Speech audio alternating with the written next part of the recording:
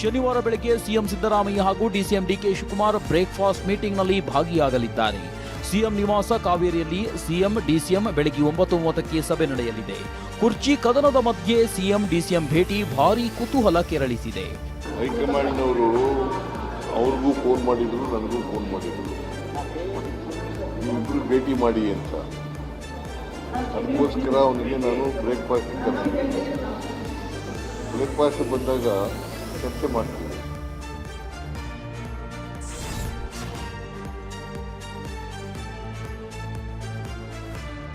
ರಾಜ್ಯ ಕಾಂಗ್ರೆಸ್ ಒಳಗೆ ಪಟ್ಟಕ್ಕಾಗಿ ಕಿತ್ತಾಟ ತಾರಕಕ್ಕೇರಿದು ಹೈಕಮಾಂಡ್ಗೆ ಸವಾಲಾಗಿದೆ. ಇನ್ನು ಇದೇ ಡಿಸೆಂಬರ್ 8ರಿಂದ 19ರವರೆಗೂ ಬೆಳಗಾವಿಯಲ್ಲಿ ಚಳಿಗಾಲದ ಅಧಿವೇಶನ ನಡೆಯಲಿದೆ. ಈ ಅಧಿವೇಶನಕ್ಕೂ ಮುನ್ನ ನಾಯಕತ್ವ ಬದಲಾವಣೆ ಸಂಘರ್ಷಕ್ಕೆ ಬ್ರೇಕ್ ಹಾಕೋದು ಕಾಂಗ್ರೆಸ್ ಹೈಕಮಾಂಡ್ಗೆ ಅನಿವಾರ್ಯವಾಗಿದೆ. ಅಧಿವೇಶನಕ್ಕೂ ಮುನ್ನ ಸಿಎಂ ಸೀಟ್ ಗೊಂದಲದ ಬಗ್ಗೆ ಅಂತಿಮ ನಿರ್ಧಾರಕ್ಕೆ ಕಾಂಗ್ರೆಸ್ ಹೈಕಮಾಂಡ್ ತೀರ್ಮಾನಿಸಿದೆ ಎನ್ನಲಾಗಿದೆ. ಅತಿರೇಕಕ್ಕೆ ಹೋಗ್ತಿರೋ ಕುರ್ಚಿ ಕದನ ನಿಲ್ಲದಿದ್ರೆ ಅಧಿವೇಶನದಲ್ಲೂ ಮುಜುಗರವಾಗೋದು ಖಚಿತ. ಸಿಎಂ ಡಿಸಿಎಂ ವರ್ಡ್ ವಾರ್ನಿಂದ ಈಗಾಗಲೇ ಕಾಂಗ್ರೆಸ್ ನಾಯಕರು ಬೇಸರಕ್ಕೊಳಗಾಗಿದ್ದಾರೆ ಎನ್ನಲಾಗಿದೆ. ಈ ಬೆಳವಣಿಗೆ ಅಗತ್ಯವಿರಲಿಲ್ಲ. ತಕ್ಷಣ ಸಮಸ್ಯೆ ಬಗೆಹರಿಯದಿದ್ರೆ ವಿಪಕ್ಷಗಳಿಗೆ ಇದು ಅಸ್ತ್ರವಾಗುತ್ತೆ ಅಂತ ಆತಂಕ ಎದುರಾಗಿದೆ. ಇದೇ ಕಾರಣಕ್ಕೆ ಅಧಿವೇಶನಕ್ಕೂ ಮೊದಲು ಸಿಎಂ ಸೀಟ್ ಫೈಟ್ ಬಗೆಹರಿಸಲು ಹೈಕಮಾಂಡ್ಗೆ ಒತ್ತಡ ಹೆಚ್ಚಾಗಿದೆ. ಜೊತೆಗೆ ಕೆಲ ಶಾಸಕರು ಸಚಿವರು ಕೂಡ ಸಿಎಂ ಸಿದ್ದರಾಮಯ್ಯರನ್ನ ಭೇಟಿಯಾಗಿ ಸದ್ಯದ ಗೊಂದಲ ನಿವಾರಣೆ ಬಗ್ಗೆ ಚರ್ಚಿಸೋ ಸಾಧ್ಯತೆ ಇದೆ. ಇದೆಲ್ಲದರ ನಡುವೆ ಸಚಿವ ಕೆಎಚ್ ಮುನಿಯಪ್ಪ ನಿವಾಸದಲ್ಲಿ ಬ್ರೇಕ್ಫಾಸ್ಟ್ ಸಭೆ ನಡೆಸಲಾಗಿದೆ.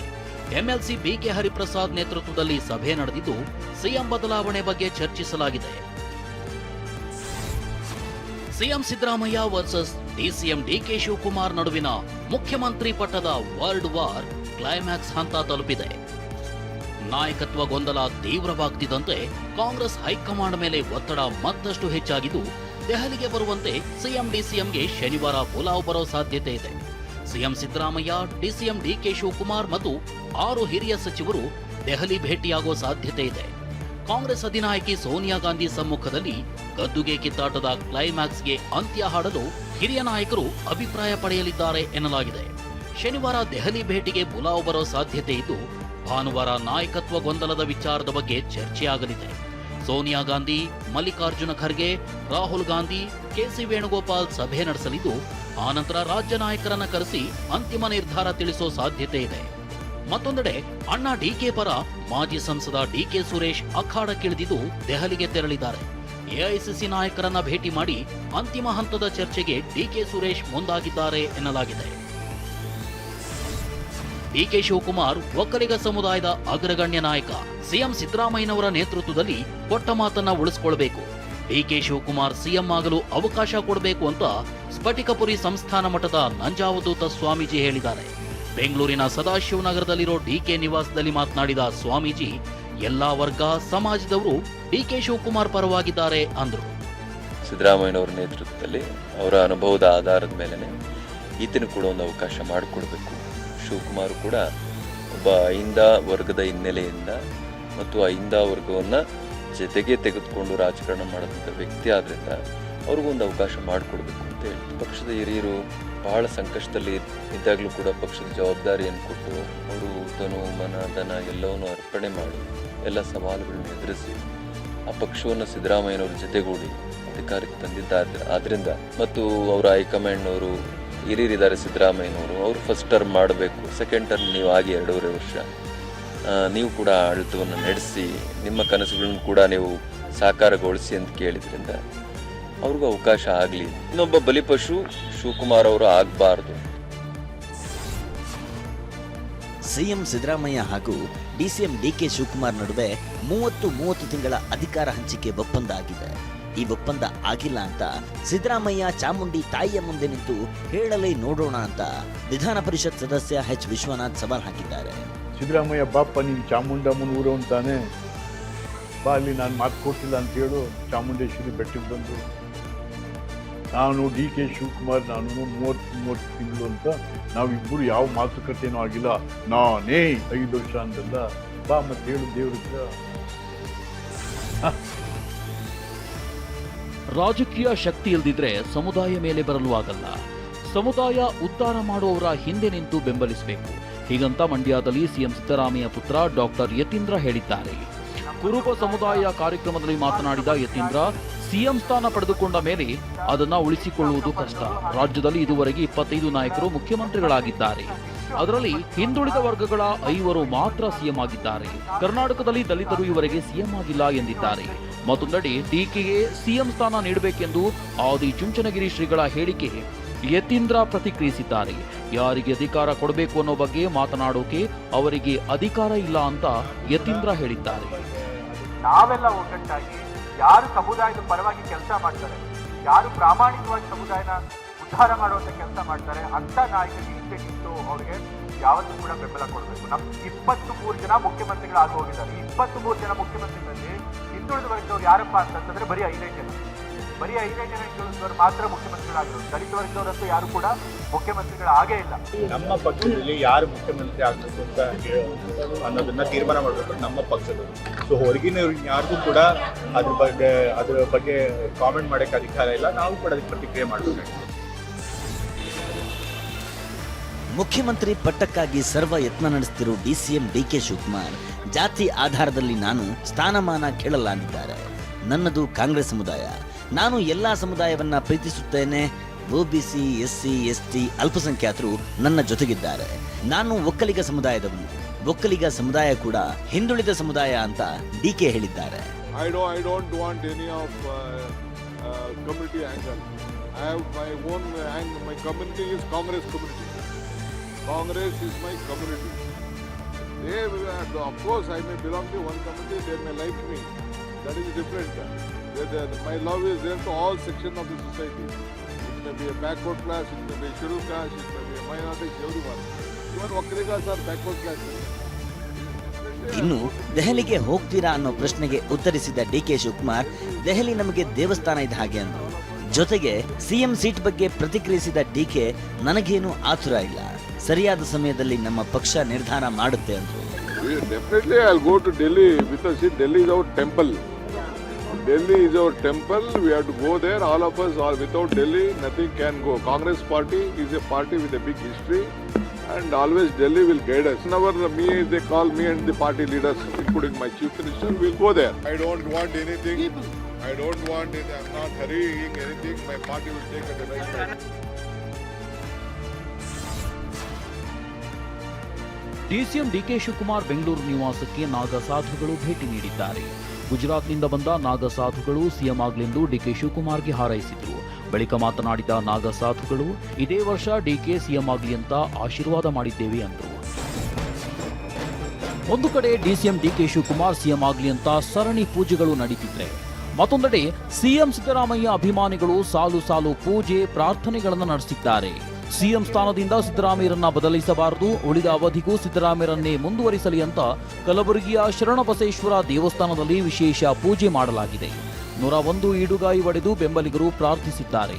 ಮತ್ತೊಂದೆಡೆ ಚಿಕ್ಕಮಗಳೂರಿನಲ್ಲಿ ಸಿದ್ದರಾಮಯ್ಯ ಸಿಎಂ ಆಗಿ ಮುಂದುವರಿಯಲಿ ಎಂದು ಅಭಿಮಾನಿಗಳಿಂದ ಗಣೇಶನಿಗೆ ವಿಶೇಷ ಪೂಜೆ ಸಲ್ಲಿಸಿದ್ದಾರೆ. ಜಸ್ಟಿಸ್ ಫಾರ್ ಸಿದ್ದರಾಮಯ್ಯ ಎಂಬ ಭಾವಚಿತ್ರ ಹಿಡಿದು ನಮಿಸಿದ್ದಾರೆ. ಇನ್ನು ಚಿತ್ರದುರ್ಗದ ನೀಲಕಂಠೇಶ್ವರ ದೇವಸ್ಥಾನದಲ್ಲೂ ಅಹಿಂದ ಮುಖಂಡರು ಸಿಎಂ ಪರ ಪೂಜೆ ಸಲ್ಲಿಸಿದ್ದಾರೆ. ಬಳಿಕ ದೇಗುಲದಿಂದ ಜಿಲ್ಲಾ ಕಾಂಗ್ರೆಸ್ ಕಚೇರಿಯವರೆಗೆ ಸಿದ್ದರಾಮಯ್ಯ ಪರ ಪ್ರತಿಭಟನಾ ಮೆರವಣಿಗೆ ನಡೆಸಲಾಗಿದೆ. ಸಿಎಂ ಸಿದ್ದರಾಮಯ್ಯ ತವರಲ್ಲೇ ಡಿಕೆ ಶಿವಕುಮಾರ್ ಪರ ಸಭೆ ನಡೆಸಲಾಗಿದೆ. ಮೈಸೂರಿನ ಖಾಸಗಿ ಹೋಟೆಲ್ನಲ್ಲಿ ಒಕ್ಕಲಿಗರ ಸಂಘದ ಅಧ್ಯಕ್ಷ ಸಿ ಮರಿಸ್ವಾಮಿ ನೇತೃತ್ವದಲ್ಲಿ ಸಭೆ ನಡೆದಿದೆ. ಈ ಸಭೆಯಲ್ಲಿ ಜೆಡಿಎಸ್, ಬಿಜೆಪಿ, ಕಾಂಗ್ರೆಸ್ ಪಕ್ಷದ 50ಕ್ಕೂ ಹೆಚ್ಚು ಒಕ್ಕಲಿಗ ಮುಖಂಡರು ಭಾಗಿಯಾಗಿದ್ದರು. ಸಭೆಯಲ್ಲಿ ಮಾತನಾಡಿದ ಮೈಸೂರು ಒಕ್ಕಲಿಗ ಸಂಘದ ಅಧ್ಯಕ್ಷ ಸಿ ಮರಿಸ್ವಾಮಿ, ಡಿಕೆ ಶಿವಕುಮಾರ್ಗೆ ಅನ್ಯಾಯವಾದರೆ ಒಕ್ಕಲಿಗರು ಬೀದಿಗಿಳಿದು ಹೋರಾಟ ಮಾಡ್ತೀವಿ ಅಂತ ಎಚ್ಚರಿಕೆ ಕೊಟ್ಟಿದ್ದಾರೆ. ನಾವು ಇನ್ನೂ ಎಷ್ಟು ದಿವಸ ಅಂತ ನಮಗೆ ಕೂತ್ಕೊಳ್ಳೋಕ್ಕಾಗತ್ತೆ? ಮುಂದಿನ ದಿನಗಳಲ್ಲಿ ಇನ್ನೂ ಹೋರಾಟ. ನಾವು ಅವ್ರ ಮುಖ್ಯಮಂತ್ರಿ ಸ್ಥಾನ ಕೊಡುವವರೆಗೂ ನಾವು ಇದನ್ನು ಬಿಟ್ಕೊಡಲ್ಲ. ಅವ್ರಿಗೆ ಅಕಸ್ಮಾತ್ ಅವ್ರ ಮುಖ್ಯಮಂತ್ರಿ ಸ್ಥಾನ ಕೊಡಲಿಲ್ಲ ಅಂತ ಪಕ್ಷದಲ್ಲಿ ನಾವು ಇವತ್ತೇನು ನಮಗೆ ನಿರ್ಮಲಾನಂದ ಸ್ವಾಮೀಜಿಯವ್ರನ್ನ ಕರೆ ಕೊಟ್ಟಿದ್ದಾರೆ, ಅವರು ನೇತೃತ್ವ, ಅವ್ರ ಮುಂದಾಳತ್ವ ತಗೊಂಡು ಇಡೀ ಕರ್ನಾಟಕದಾದ್ಯಂತ ಒಕ್ಕಲಿಗರು ಎಲ್ಲೆಲ್ಲಿದ್ದೀರಿ, ನಾವೇ ಹೋಗ್ತೀವಿ, ಕರೆ ಕೊಡ್ತೀವಿ. ಜೊತೆಯಲ್ಲಿ ಒಕ್ಕಲಿಗರು ಎಲ್ಲೆಲ್ಲಿದ್ದೀರಾ ಎಲ್ಲ ಕಡೆಯಲ್ಲೂ ಕಾಂಗ್ರೆಸ್ಗೆ ಒಂದು ಓಟು ನೀವು ಹಾಕಬೇಡಿ ಅಂತ ನಾವೇ ಕರೆ ಕೊಟ್ಟು ಮುಂದೊಂದು ದಿನಗಳಲ್ಲಿ ಜೋರಾಗಿ ಚಳುವಳಿ ಮಾಡ್ತೀವಿ. ಸಿದ್ದರಾಮಯ್ಯ ಡಿಕೆ ಶಿವಕುಮಾರ್ ನಡುವೆ ಒಳ ಒಪ್ಪಂದ ಆಗಿರುವುದು ಸತ್ಯ. ಆದ್ರೆ ಸಿದ್ದರಾಮಯ್ಯ ಅವರಿಗೆ ದೇವರಾಜ ಅರಸು ಅವಧಿಯನ್ನ ಮೀರಿ ಅಧಿಕಾರವನ್ನ ಮಾಡಿ ಇನ್ನೊಂದು ಇತಿಹಾಸ ಸೃಷ್ಟಿ ಮಾಡಿ ಕೆಳಗಿಳಿಯಬೇಕು ಅನ್ನೋ ಸಂಕಲ್ಪ ಇದೆ. ಇದು ನಮ್ಮ ಕಿವಿಗೆ ಬಿದ್ದಿದೆ ಅಂತ ಬಿಜೆಪಿ ಶಾಸಕ ಜನಾರ್ದನ ರೆಡ್ಡಿ ಹೇಳಿದ್ದಾರೆ. ನನಗೆ ಅನಿಸೋ ಮಟ್ಟಿಗೆ ಸಿದ್ದರಾಮಯ್ಯ ಅವರ ಒಂದು ಮನಸ್ಸಲ್ಲಿ ಅವರ ಆಪ್ತರು ಅವ್ರ ಮೂಲಕ ನಮಗೆ ಕಿವಿಗೆ ಬಿದ್ದಿರುವಂಥ ವಿಚಾರ ಅಂದರೆ ರಾಜ್ಯದ ಇತಿಹಾಸದಲ್ಲಿ ದೇವರಾಜ ಅರಸು ಅವರು ಅತಿ ಹೆಚ್ಚಿನ ಕಾಲ ಮುಖ್ಯಮಂತ್ರಿ ಆಗಿರ್ತಾರೆ. ಅದನ್ನು ಮೀರಿ ಒಂದು ದಿನ ಆದಮೇಲೆ ಇನ್ನೊಂದು ಇತಿಹಾಸ ಸೃಷ್ಟಿ ಮಾಡಿ ಕೆಳಗಿಳಿಬೇಕಂತೇಳಿ ಸೊ ಅವ್ರ ಸಂಕಲ್ಪವನ್ನು ನೆರವೇರಲಿ, ಡಿ ಕೆ ಅವರು ಮುಖ್ಯಮಂತ್ರಿ ಆಗೋದು ನೆರವೇರಲಿ ಅಂತೇಳಿ ರಾಜ್ಯದ ಹಿತದೃಷ್ಟಿಯಿಂದ ನಾನು ಸಾಧ್ಯ ಸರಿ. ಡಿಕೆ ಶಿವಕುಮಾರ್ ಹಾಗೂ ಸಿದ್ದರಾಮಯ್ಯ ಮಧ್ಯೆ ಕುರ್ಚಿ ಕಿತ್ತಾಟದ ಮಧ್ಯೆ ಮೂರನೇ ವ್ಯಕ್ತಿ ರೇಸ್ಗೆ ಬಂದರೂ ಆಶ್ಚರ್ಯ ಇಲ್ಲ ಅಂತ ಮಾಜಿ ಸಿಎಂ ಬಸವರಾಜ ಬೊಮ್ಮಾಯಿ ಹೇಳಿದ್ದಾರೆ. ರಾಜ್ಯದ ರಾಜಕಾರಣದಲ್ಲಿ ಏನು ಬೇಕಾದರೂ ಆಗ್ಬೋದು. ಈಗ ನಮ್ಗೆ ಕಾಣ್ತಿರುವಂಥ 2 ಕುದುರೆಗಳ ಜೊತೆಗೆ ಇನ್ನೊಂದು ಕಾಣದಿರುವಂಥ ಒಂದು ಕುದುರೆಯೂ ಕೂಡ ರೇಸಿಗೆ ಬಂದರೆ ಆಶ್ಚರ್ಯ ಇಲ್ಲ. ಯಾವತ್ತು ಸರ್ ಅದು ಕುದುರೆ ಯಾವತ್ತು ಸರ್ ಅದು ಹೇಳ್ತೇನೆ. ಇನ್ನು ಕೇಂದ್ರದಲ್ಲಿ ಚರ್ಚೆಗೆ ಬಿದ್ದಿದ್ದು ಡಾರ್ಕ್ ಹಾರ್ಸ್ ಅಲ್ಲ, ಸೀರಿಯಸ್ ಆಗಿ ಹೇಳ್ತಾರೆ. ಹಂಗೆ ರಗಡು ಕುದುರೆ ಫೋಟೋದಾಗ 4-5 ಕಲ್ತಾವ ಕರೆ ಓಡೋವು ಯಾವ ಫೋಟೋದಾಗಿರೋ ಓಡೋದಿಲ್ಲ. ಫೋಟೋದಾಗಿರೋ ಕುದುರೆ ಯಾವ ಓಡ್ತಾವ. ಇನ್ನು ರಾಜ್ಯ ರಾಜಕಾರಣದಲ್ಲಿ ಇದೇ ತರ ಪರಿಸ್ಥಿತಿ ಮುಂದುವರಿದರೆ ಬಿಜೆಪಿಯಿಂದ ಅವಿಶ್ವಾಸ ನಿರ್ಣಯ ಮಂಡನೆ ಮಾಡಬೇಕಾಗುವುದು ಎಂದು ಬೊಮ್ಮಾಯಿ ಎಚ್ಚರಿಕೆ ನೀಡಿದ್ದಾರೆ. ಮಾಜಿ ಸಚಿವ ಎಂಪಿ ರೇಣುಕಾಚಾರ್ಯ ಪರೋಕ್ಷವಾಗಿ ಡಿಕೆ ಶಿವಕುಮಾರ್ ಅವರನ್ನ ಬಿಜೆಪಿಗೆ ಆಹ್ವಾನಿಸಿದ್ದಾರೆ. ಬಿಜೆಪಿ ಸಿದ್ಧಾಂತವನ್ನ ಒಪ್ಪಿ ಯಾರು ಬೇಕಾದರೂ ಬರಬಹುದು ಅಂತ ರೇಣುಕಾಚಾರ್ಯ ಹೇಳಿದ್ದಾರೆ. ಆ ಮಾತು ಕೊಟ್ಟ ಮಾತನ್ನು ಉಳಿಸಿಕೊಳ್ಬೇಕಂತ ಹೇಳಿ ಡಿ ಕೆ ಶಿವಕುಮಾರ್ ಹೇಳ್ತಾರೆ. ಇನ್ನ ಹಾಲಿ ಮುಖ್ಯಮಂತ್ರಿಗಳು ಕೊಟ್ಟ ಭರವಸೆಗಳನ್ನ ರಾಜ್ಯದ ಜನರಿಗೆ ಈಡೇರಿಸಿದೆ ಅಂತ ಹೇಳ್ತಾರೆ. 5 ವರ್ಷ ಮುಖ್ಯಮಂತ್ರಿಯಾಗಿ ನಾನಂತ ಹೇಳ್ತಾರೆ. ದಲಿತ ಮುಖ್ಯಮಂತ್ರಿ ಆಗ್ಬೇಕಂತೇಳಿ ಕೆಲವು ಪ್ರತಿಪಾದನೆ ಮಾಡ್ತಾರೆ. ಅವಕಾಶ ಇವರಿಬ್ಬರ ಮಧ್ಯೆ ನಾನು ಅವಕಾಶ ತಗೋಬೇಕಂತೇಳಿ ಪರಮೇಶ್ವರರು ವಂಚು ಆಗ್ತಿದ್ದಾರೆ. ರಾಜ್ಯದಲ್ಲಿ ನಿಮ್ಮ ಸರ್ಕಾರ ನಿಷ್ಕ್ರಿಯವಾಗಿದೆ, ಬಲ ಪ್ರದರ್ಶನ ಅದೇ ನಾವು ಕೇಳ್ತಿದ್ದೀವಿ. ಪತ್ನಿ ಮತ್ತು ಪ್ರಿಯಕರ ಸೇರಿ ಪತಿಯನ್ನೇ ಬರ್ಬರವಾಗಿ ಕೊಂದ ಭಯಾನಕ ಘಟನೆ ಬೆಂಗಳೂರಿನ ಮಾದನಾಯಕನಹಳ್ಳಿಯಲ್ಲಿ ನಡೆದಿದೆ. ನಿರ್ಜನ ಪ್ರದೇಶದಲ್ಲಿ ಸುಟ್ಟ ಸ್ಥಿತಿಯಲ್ಲಿ ವ್ಯಕ್ತಿಯ ಶವ ಪತ್ತೆಯಾಗಿದ್ದು, ಪ್ರಕರಣದ ಬೆನ್ನು ಹತ್ತಿದ ಪೊಲೀಸರಿಗೆ ಪತ್ನಿಯೇ ಪ್ರಿಯಕರನ ಜೊತೆ ಸೇರಿ ಗಂಡನನ್ನ ಕೊಂದಿರುವುದು ಗೊತ್ತಾಗಿದೆ. ಯಾದಗಿರಿ ಮೂಲದ ಸುರೇಶ್ ಆಲಿಯಾಸ್ ಬಸವರಾಜು ಹಾಗೂ ಶರಣಮ್ಮ ದಂಪತಿ ಬೆಂಗಳೂರಿನ ತಿಗಳರ ಪಾಳ್ಯದಲ್ಲಿ ಬಾಡಿಗೆ ಮನೆಯಲ್ಲಿ ವಾಸವಿದ್ದರು. ಇಬ್ಬರು ಗಾರೆ ಕೆಲಸ ಮಾಡಿಕೊಂಡು ಜೀವನ ಸಾಗಿಸುತ್ತಿದ್ದರು. ಈ ಮಧ್ಯೆ 19 ವರ್ಷದ ಹುಡುಗನ ಜೊತೆ ಶರಣಮ್ಮ ಸಂಬಂಧ ಬೆಳೆಸಿದ್ದಾಳೆ. ಬಳಿಕ ಇಬ್ಬರು ಸೇರಿ ಸುರೇಶ್ನನ್ನ ಕೊಲೆ ಮಾಡಲು ಪ್ಲಾನ್ ಮಾಡಿದ್ದಾರೆ. ಗಂಡ ಮನೆಯಲ್ಲಿರುವ ಸಮಯ ನೋಡಿಕೊಂಡು ಶರಣಮ್ಮ ತಾನು ಸಂಬಂಧ ಹೊಂದಿದ್ದ ಹುಡುಗನಿಗೆ ಕಾಲ್ ಮಾಡಿದ್ದಾಳೆ. ಆ ಹುಡುಗ ಅನಿಲ್ ಎಂಬುವವನ ಜೊತೆ ಸೇರಿಕೊಂಡು ಸುರೇಶ್ನ ಹತ್ಯೆ ಮಾಡಿದ್ದಾರೆ. ಮೊದಲಿಗೆ ಸುರೇಶ್ ತಲೆ ಮೇಲೆ ಕಲ್ಲು ಎತ್ತಿ ಹಾಕಿದ್ದಾರೆ. ನಂತರ ನೇಣು ಬಿಗಿದು ಹತ್ಯೆ ಮಾಡಿದ್ದಾರೆ. ಬಳಿಕ ಇಬ್ಬರು ಸೇರಿ ಕಾರಿನಲ್ಲಿ ನಿರ್ಜನ ಪ್ರದೇಶಕ್ಕೆ ಮೃತದೇಹ ಸಾಗಿಸಿ ಪೆಟ್ರೋಲ್ ಸುರಿದು ಬೆಂಕಿ ಹಚ್ಚಿದ್ದಾರೆ. ಇದಾದ 3 ದಿನಗಳ ಬಳಿಕ ಶರಣಮ್ಮ ನನ್ನ ಗಂಡ ಕಾಣೆಯಾಗಿದ್ದಾನೆ ಅಂತ ಬ್ಯಾಡ್ರಹಳ್ಳಿ ಠಾಣೆಗೆ ದೂರು ನೀಡಿದ್ದಾಳೆ. ತನಿಖೆಗೆ ಇಳಿದ ಪೊಲೀಸರು ಸುಮಾರು 30ಕ್ಕೂ ಹೆಚ್ಚು ಸಿಸಿಟಿವಿಗಳನ್ನು ಶೋಧಿಸಿದ್ದಾರೆ. ಈ ವೇಳೆ ಸ್ಥಳದಲ್ಲಿ ಕಾರ್ ಓಡಾಡಿರೋದು ಪತ್ತೆಯಾಗಿದೆ. ಇದೇ ಆಧಾರದ ಮೇಲೆ ತನಿಖೆ ನಡೆಸಿದ ಪೊಲೀಸರಿಗೆ ಶರಣಮ್ಮ ಆಕೆ ಜೊತೆ ಸಂಬಂಧ ಹೊಂದಿದ್ದ ಹುಡುಗ ಮತ್ತು ಅನಿಲ್ ಎಂಬಾತ ಕೊಲೆ ಮಾಡಿರೋದು ಗೊತ್ತಾಗಿದೆ. ಸದ್ಯ ಪೊಲೀಸರು 3ರನ್ನು ಅರೆಸ್ಟ್ ಮಾಡಿದ್ದಾರೆ. ಪ್ರಧಾನಿಯಾದ ಬಳಿಕ ಇದೇ ಮೊದಲ ಬಾರಿಗೆ ಕೃಷ್ಣನೂರು ಉಡುಪಿಗೆ ಪ್ರಧಾನಿ ಮೋದಿ ಆಗಮಿಸಿದ್ದು, ಮಂಗಳೂರು ವಿಮಾನ ನಿಲ್ದಾಣಕ್ಕೆ ಬಂದಿಳಿದ ಮೋದಿಯವರನ್ನ ಉಸ್ತುವಾರಿ ಸಚಿವ ದಿನೇಶ್ ಗುಂಡೂರಾವ್ ಸ್ವಾಗತಿಸಿದ್ರು. ಬಳಿಕ ಸೇನಾ ಹೆಲಿಕಾಪ್ಟರ್ ಮೂಲಕ ಉಡುಪಿಗೆ ಆಗಮಿಸಿದ ಮೋದಿ ನಾರಾಯಣಗುರು ಸರ್ಕಲ್ನಿಂದ ಶ್ರೀಕೃಷ್ಣ ಮಠದವರೆಗೆ ರೋಡ್ ಶೋ ನಡೆಸಿದ್ರು. ಈ ವೇಳೆ ರಸ್ತೆಯುದ್ದಕ್ಕೂ ನೆರೆದಿದ್ದ ಲಕ್ಷಾಂತರ ಜನರು ಹೂಮಳೆ ಸುರಿಸಿದ್ರು. ಹುಲಿವೇಷ ಕುಣಿತ, ವಿವಿಧ ಕಲಾ ತಂಡಗಳ ಮೂಲಕ ಮೋದಿಗೆ ಅದ್ಧೂರಿ ಸ್ವಾಗತ ಕೋರಲಾಯಿತು.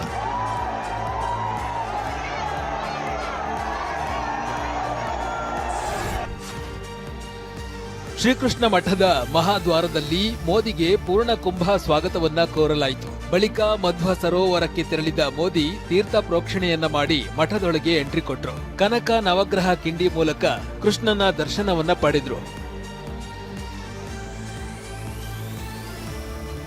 ಶ್ರೀಕೃಷ್ಣ ಮಠದಲ್ಲಿ ಹಮ್ಮಿಕೊಂಡಿದ್ದ ಲಕ್ಷಕಂಠ ಗೀತಾ ಪಾರಾಯಣ ಕಾರ್ಯಕ್ರಮದಲ್ಲಿ ನರೇಂದ್ರ ಮೋದಿ ಪಾಲ್ಗೊಂಡಿದ್ರು. ಉಡುಪಿ ಪುತ್ತಿಗೆ ಮಠದ ಸುಗುಣೇಂದ್ರ ಶ್ರೀಗಳು ಮೋದಿಗೆ ತುಳಸಿ ಮಣಿ ಸರವನ್ನ ಹಾಕಿ ಕೃಷ್ಣನ ಮೆಚ್ಚಿನ ನವಿಲುಗರಿ ಇರುವ ಕಿರೀಟವನ್ನ ತೊಡಿಸಿದ್ರು. ಶ್ರೀಕೃಷ್ಣನ ಫೋಟೋ ಮತ್ತು ಬೆಳ್ಳಿಯ ಕಡಗೋಲು ನೀಡಿ ಗೌರವಿಸಿದ್ರು.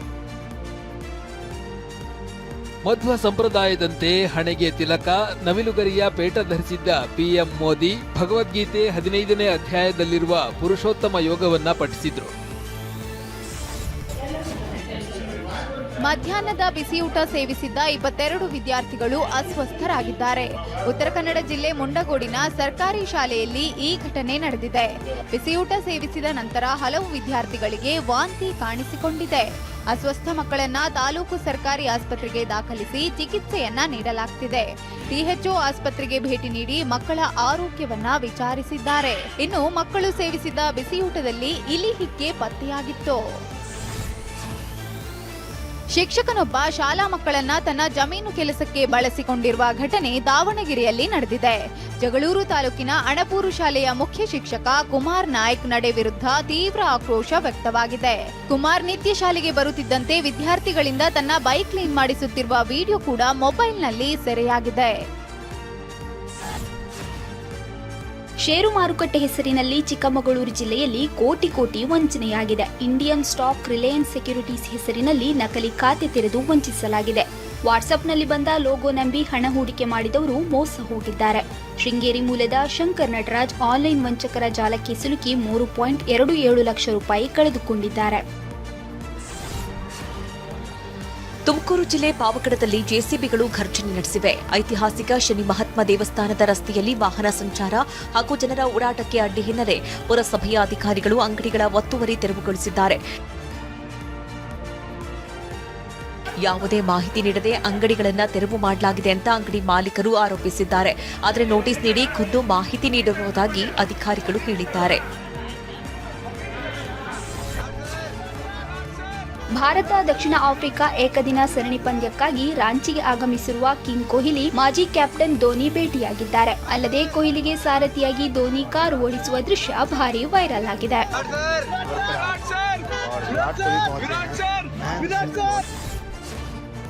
ಪರಪ್ಪನ ಅಗ್ರಹಾರ ಜೈಲಿನಲ್ಲಿ ಅಧಿಕಾರಿಗಳು ಪರಿಶೀಲನೆ ನಡೆಸಿದ ವೇಳೆ ಬರೋಬ್ಬರಿ 33 ಮೊಬೈಲ್ಗಳು ಪತ್ತೆಯಾಗಿವೆ. ಅಲ್ಲದೆ 22 ಸಿಮ್ ಕಾರ್ಡ್ಗಳು, 5 ಚಾರ್ಜರ್, 4 ಇಯರ್ಬಡ್ಸ್, 40,000 ನಗದು, 1 ಇಯರ್ಫೋನ್, 3 ಚಾಕು ತರಹದ ವಸ್ತುಗಳು ಪತ್ತೆಯಾಗಿವೆ.